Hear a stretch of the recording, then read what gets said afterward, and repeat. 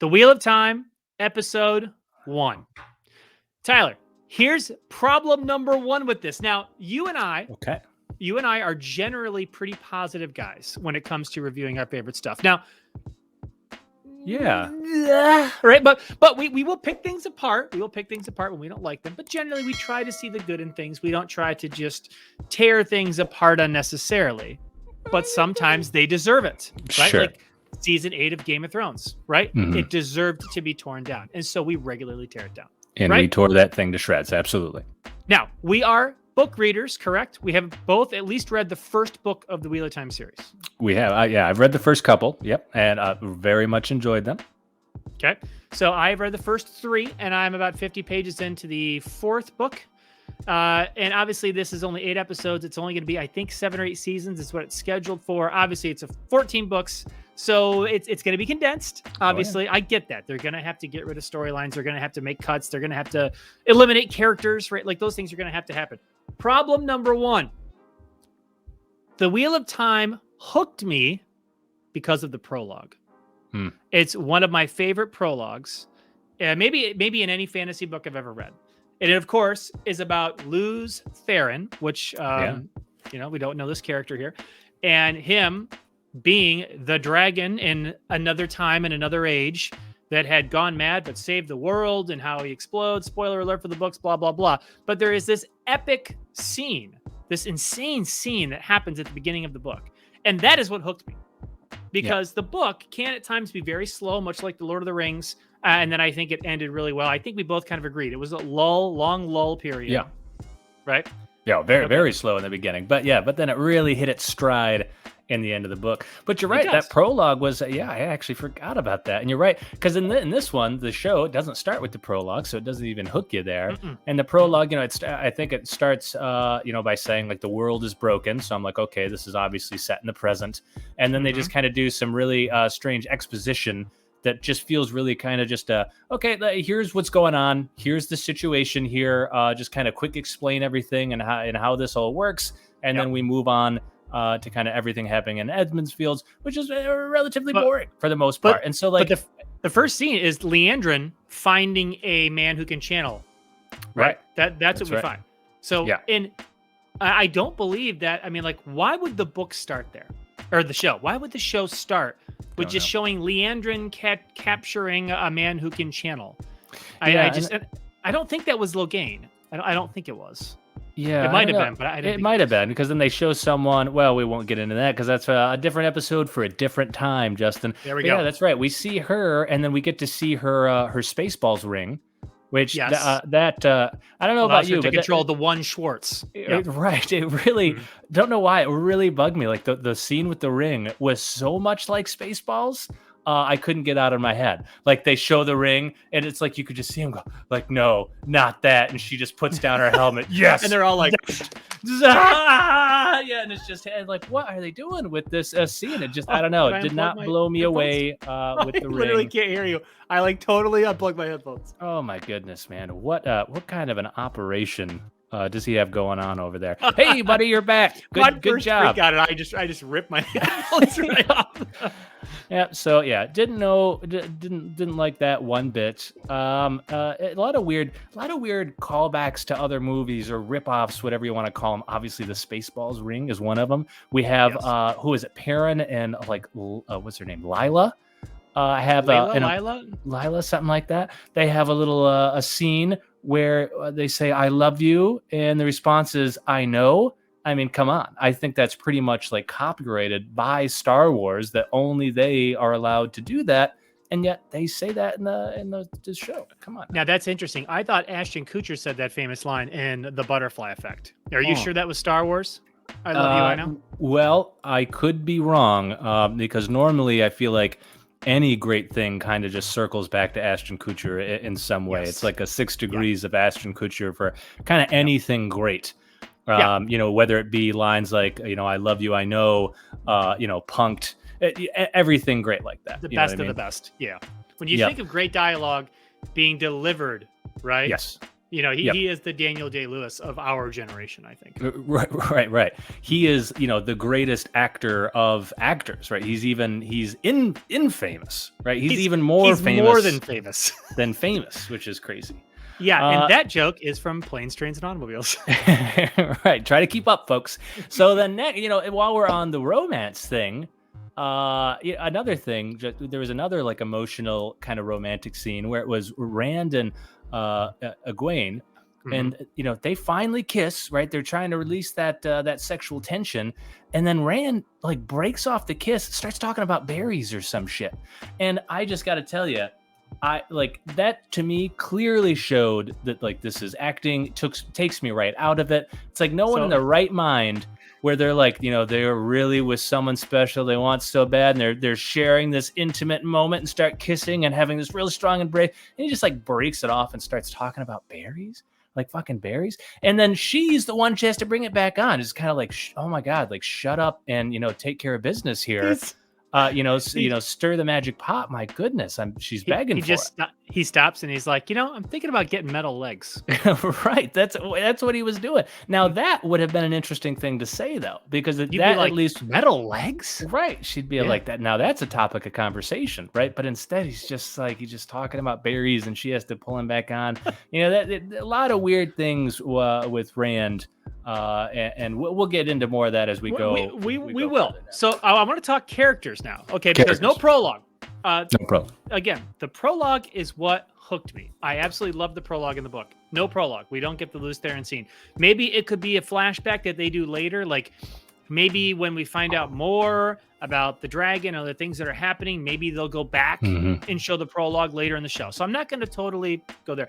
But now let's talk about characters, okay? So for casting, right now, obviously, many of the characters, despite the fact that they're all supposed to share the old blood, for diversity's sake and diversity purposes, many of the characters have different races, different ethnicities. They're taller, they're shorter, and they've aged most of them up, right? Like rather than being like 15-year-olds, they're all like 20. Like you said, you can tell Rand and Egwene, who have like never kissed in the books, they're getting it done. Oh, yeah. And then they really changed a lot of their family dynamics.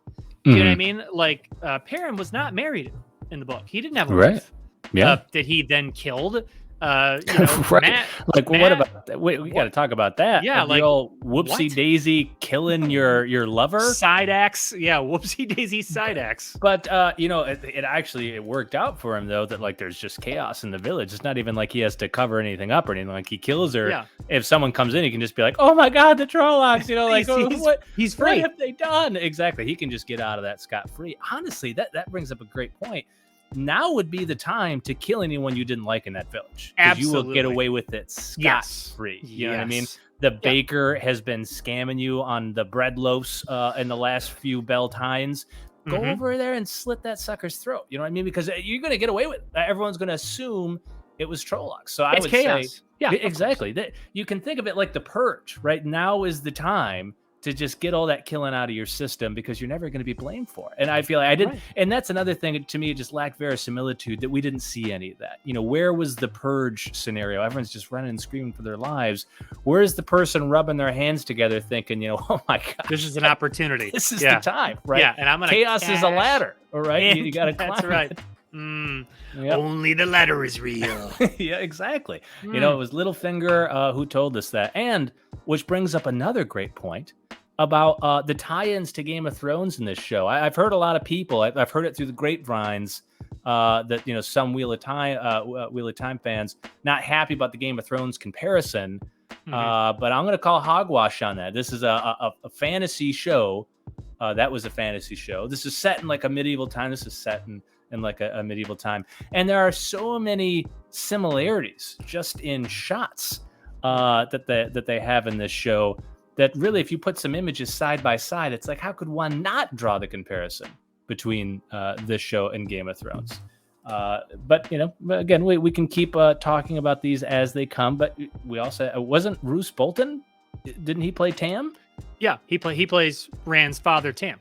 Right. And so clearly he, escaped from the Boltons and he's living the good life over in Edmund's Field, right? Like, God, yeah, that's so weird. I thought he was dead, but no, he's here in the wheel. It's just another turning of the Game of Thrones wheel, right? It's just another turning of the wheel. Exactly. So, the wheel just keeps on turning, keeps on spinning.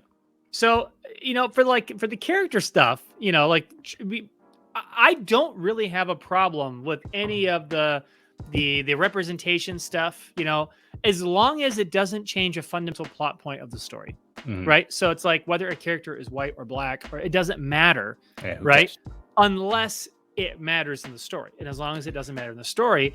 Now, what we find, or what I have found, is that there is, a lot of homosexuality, and they have apparently made characters gay that were not gay in the books, or at least not verified to be gay or anything like that. And so again, all I would say is I don't care if there are gay characters in the show. So that's Rand's problem. That's why he's talking about Barry's breaking off those kisses. They made him gay. Is that what you're telling me? Yes, Rand is clearly gay. And so, but again, right, it's like I don't have a problem, but if you start making characters gay that weren't gay, or making gay characters straight, whatever, and it starts to change their motivations and their back, then it seems like you're tampering unnecessarily. And I've heard a lot of people make much bigger complaints about this, because I'm not sure how any of this really impacts the main plot. So at this point, I just kind of go with it. But if it impacts the plot, but I mean, like, you're talking about changing, appearances of characters and how they look. Again, all irrelevant unless it's part of the plot. So, for instance, like Rand should have a very specific look for a very specific reason that is indeed plot dependent. How exactly you did that, lots of different ways, but you need to do something along the lines of what they did, because it is indeed a plot point that will play in later down the road. But for most of the characters, it's not true. It doesn't really matter. And same with like sexual orientation. It's not a really sexual book. It's not a Game of Thrones, right? Where the sexual urges of the characters does indeed drive a lot of the plot points. And this one, does. Unfortunately, it doesn't as much, right? We just do not see that as much here. In fact, it's the opposite. If this were Game of Thrones, we've already seen like Rand nail a few people. Instead, we see him breaking away from kisses in multiple scenes and like turning women down. This is not Game of Thrones. Sexual urges are not driving people. It's also not like in real life where sexual urges are driving most people. So, yeah, I don't see that playing a big part. To me, it's like getting rid of the prologue is a much bigger deal. Why would they do that? Why wouldn't they start it where it needs to start? I'm hoping they're going to go back to it, maybe like in the finale or before something big happens or a big reveal. I don't know, but I agree. I was like, when I turned it on, I hit play and I'm like, oh God, the prologue scene, this is going to be so great. Yeah. And then it just was Leandrin and the Red Aja capturing a male channeler. And I'm like, what the fuck is that? Yeah. What is that? Now, okay. So now let's just kind of go and talk about like how they portray things. So Trollocs. So we see Trollocs right away. Okay. So they come into the village during bell time. Everybody's dancing. Axe to the back, the one kid. Yeah. What was your overall take of the CGI, how they looked? What did you think of it? Yeah, I mean the look. I mean, it's kind of what are they? They're a mix between like a horse, like a bull, like wolf, Station from Bill and Ted's Bogus Journey. Yeah. Gary Busey. You can see it in their snarls. The Minotaur from Chronicles of Narnia, but Gary Busey is essentially the same thing. Right. So. I mean, those are identical. So yeah, I don't know how I felt about Gary Busey making an appearances in the show, but I don't know. There was times when the CG looked okay, and there was times when it looked really bad. Anytime too, like we see in kind of later episodes, anytime you see him more in the daylight, which they do very infrequently for good reason, it looks very bad. But the more too they have on screen, the worse it looks. Normally, if they kept it to like 1 or 2, it was a little better.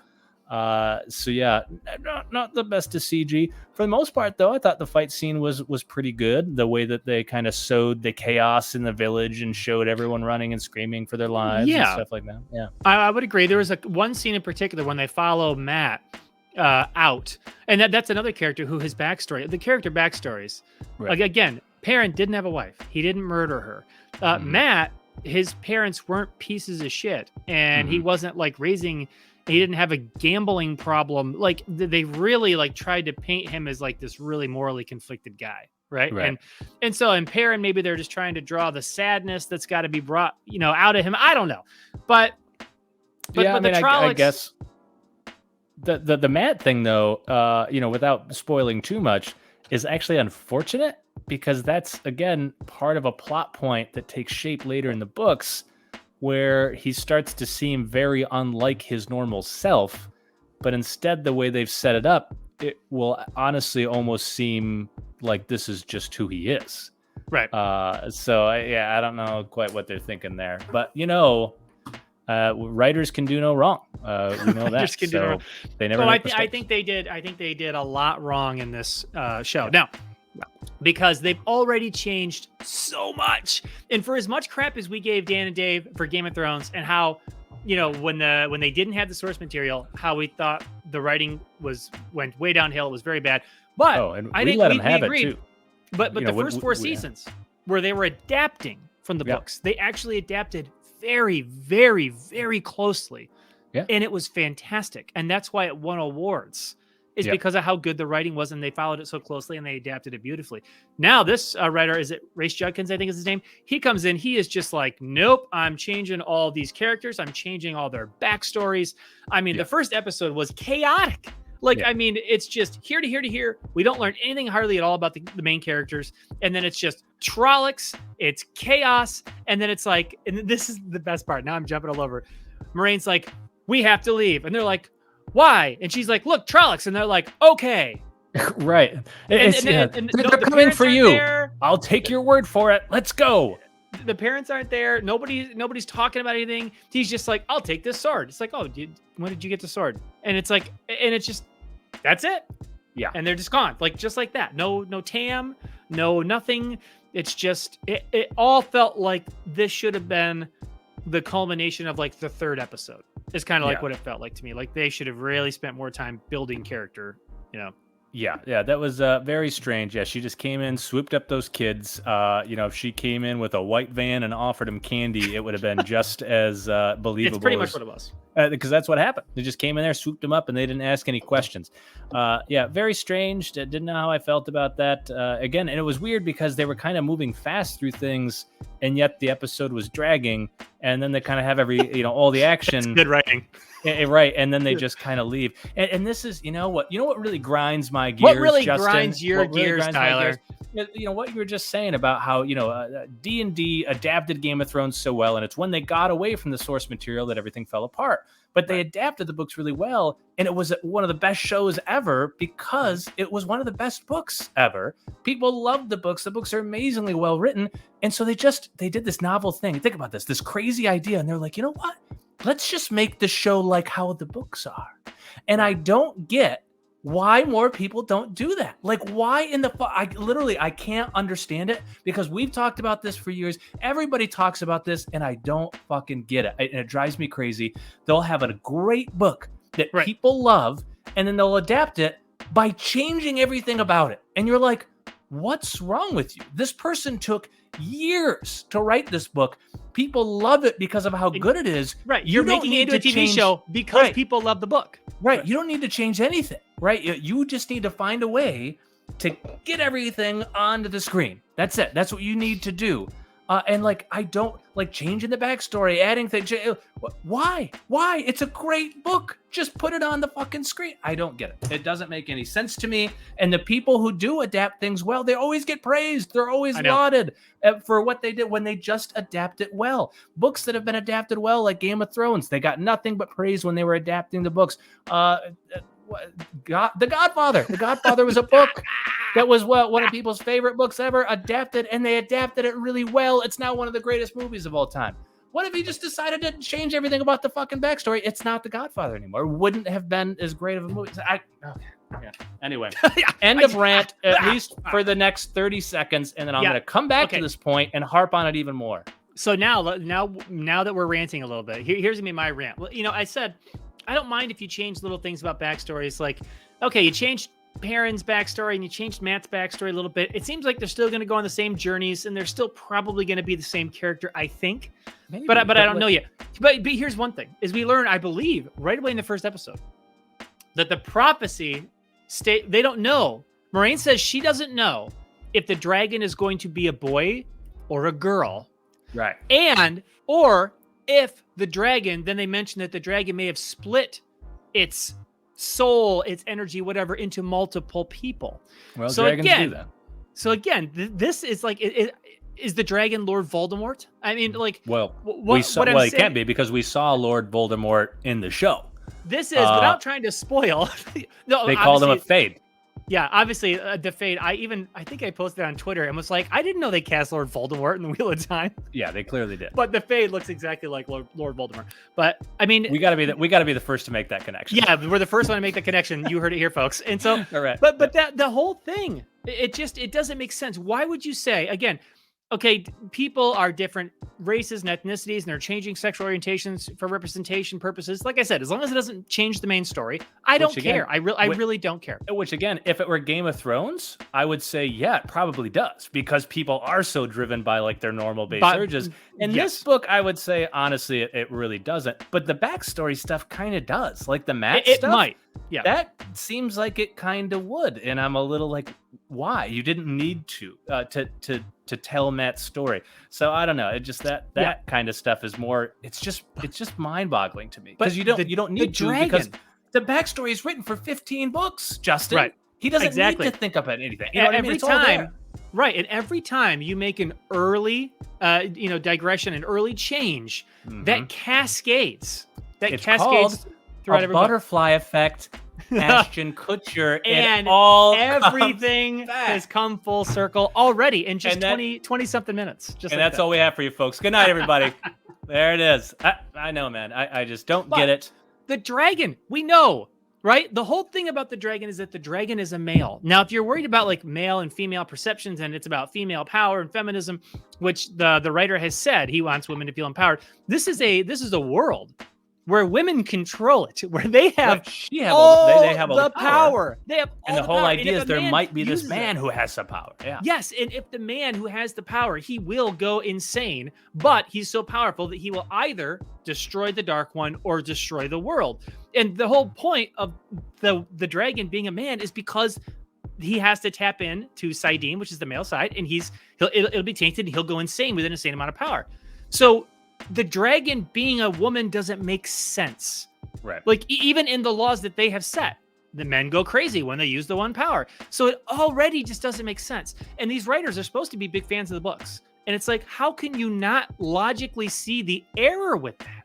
Yeah. Do you know what I mean? I don't get it, man. I'm telling you, I could go off again. Don't let someone hold me back right now, because I will go off again on how I don't understand why they change things like that. I just don't get it. But Justin, let's come back to, we were talking about the fight scene. So again, largely pretty good when they kind of kept the Trollocs to a min, because the more they showed, the worse the CG looked. You had Rand and Tam. We see Tam fight. He's not the sword expert. I remembered him in the books. He held his own, but I remembered him wielding that a lot more professionally than he seemed to on screen. But whatever. And, this is another thing that got me. So then, Rand and Tam are fighting the Trollocs, and then like they kill him and then instantly drop their weapons. And I'm like, wow, if that isn't like a horror movie trope right there, like who does that? You were literally just in a fight for your life. There's still chaos going outside, and your instinct is to drop your weapon the minute the one fight right in front of you is over. Like, no. That makes absolutely no sense. You hold on to that thing like white knuckling it the rest of the day because you'd be so scared to put it down. You think he'd be like running around looking through the windows, checking out the door? I don't know. But obviously his dad was hurt. But yeah. Don't put down the sword then. What if another Trolloc comes in? I know. Well, then he just picks it up. Yeah. Right? He uses his foot, he kicks it up, boom. Psh, another thing I don't like here. This Lan guy, Justin, supposed to be Lan this expert swordsman, right? Protecting Moiraine no matter what. First fight we see him get into, just a couple of Trollocs, and she gets beamed like right in the shoulder with a blade. And like I was expecting, like no joke, I was totally expecting like when he ran up to her, to her just be like, "Where are we on that one, dipshit?" You know what I mean? Like, what do I pay you for? Like, why are you? You've already shown me that you are worthless. I'm doing all this damage. And and somebody throws a knife at me. Like, what are you doing? Like, how does he not just hop out of there and like catch it with his bare hands or some shit? Like, well, what is he? Come on now. I mean, that's what is that from? pathetic. Who does that? What is that from? The guy who catches it. Beverly Hills Ninja. Beverly Hills Ninja. I know. Oh, God. Yeah, starring the late great Chris Farley, of course. That's right. Oh, who was professionally trained by Ashton Kutcher. So, everybody knows this. He took drama classes from Ashton Kutcher. From Ashton Kutcher. That's why he was such a great actor. May he rest in peace. So, what did you think of Moiraine's how she wielded her magic? Yes. So that's next on my notes is the manifestation of the one power. Okay, that's what I want to talk about. Okay. Now again, we are book readers, but early book readers haven't read them all 1,000 times. Read the first few books. So, from what I recall, I don't think you can see the one power in the books, right? Like I don't think there's like a swirling white power. Now I get why they would add it, and I could be wrong, but I don't. There was like chords that like couldn't Rand almost see how people were connected to the one power. Remember that? Because then he could sever it in some way. Like he could almost see the direct link to it. So maybe it was just instead of some people seeing it, maybe everyone can see it. I don't know. Maybe. But the only thing I guess I would say, I don't love the depiction, the manifestation of it. I don't love it. I don't hate it. But boy, is the motion, the hand motions to use it really too over the top. Just great. And loved it. And again, it's like you could go back and watch like Avengers Endgame or something when Scarlet Witch is battling Thanos and she has energy, but like, and she's throwing it, but like, it just looks real and badass. And then you see Moiraine and she's like going, whoa, and things are swirling and she's swirling it. And then when she has the fireball, she's like, whoa, like that. And it's like, well, and even that, but it even looks like weak. Much. Like she kind of goes, does her hands like it just doesn't look powerful. It's so funny. I had that same thought and I'm like, Jesus, am I picking this apart too much? But I'm like, but I hated that where it's like, Marvel now, you can see countless examples of people using powers where it looks forceful and intense, and it's like you almost have to see them like rise up in strength and use it in some way. They did it more like who would it be, like almost Count Dooku in Star Wars when he uses Force lightning and just kind of goes like this, and like the lightning just like right, and it just like shoots out of his fingers. And I always hated the way that looked because I'm like, it just doesn't look powerful and it looks kind of awkward. And that's like how she looks. She just kind of waves her hands and does this thing and then like shoots out like that, and it comes out and you're like, what are we all doing here? Like, what are we doing here right now? Come on, man. Again, it would be different if this show came out 20 years ago where we didn't have countless examples of superheroes using powers in a way that looks cool. Like, come on, man. This is 2021. There's like 7,000 movies that came out last year alone with superheroes using powers. And that's how you decide to make it look? That's unacceptable. I mean, that really is unacceptable. How do they make it look that bad? I agree. She should be a badass. You should have seen that and gone like, subtle moments. Like she should be like subtly raising her hand and just subtle moments, and boom, the building flies out at them. That was a cool idea, cool scene. And it's like she could just be raising her hands very subtly to like grab the rocks and the buildings behind her, and then just one motion and boom, they go flying. But to just the whole show of it is. Instead, it was like a mat routine with those little like streamers that they do, and she was like dancing around, and she was using the streamers. Like Will Ferrell in Old School, right? Yep, exactly, and dancing, and then just shoots a fireball, and you're like, "What is this? What am I watching right now?" Just so disappointing. And this is the thing, folks. And let us do our PSA, our public service announcement here. This is why you read books. This is why books are amazing. Because then you don't enjoy the show. Because then you don't enjoy shows and you have so much more time on your hands. No, because things like that never look fake in your mind. You're never going to make it look cheesy. No. And so when they describe the energy and they're using that or whatever, you'll make it look fine in your head. But then some Joe Blow puts it on the screen and makes it look like a fucking little kid show, and then it just ruins it for you. I agree. And so I watched the first episode twice. It's the only one I've seen twice so far. And I would say that the second time, like a lot of shows, I don't like a lot of shows, even movies, even Marvel movies. Sometimes I watch them the first time and I pick them apart too much. And then I rewatch them and I'm like, okay, this isn't as bad as I thought. Now you kind of start to accept it more for what it is, right? Sure. And so then I don't mind them as much. But I would say I didn't mind the episode as much the second time. Again, just because I know what the One Power is going to look like now. I know what the Trollocs are going to look like. I thought they did a surprisingly okay job with the Trollocs. Because again, this is still a television show with high fantasy. And you're talking about big beast creatures with tons of them. And I'm like, this is why typically people stay away from doing shows like this because there's so much fantasy. And again, like Game of Thrones, yes, it was HBO, first of all. They had a gigantic budget and blah, blah, blah, blah, blah. But Game of Thrones is really low fantasy. It was mostly a regular drama. Right. Yeah. But there's a lot of special effects going on, especially during the fight. That's true. But, God, at this point, I just feel like at where we are now with CG and technology and the things we have seen and how it's been used, it's really tough to accept that it has to look that bad.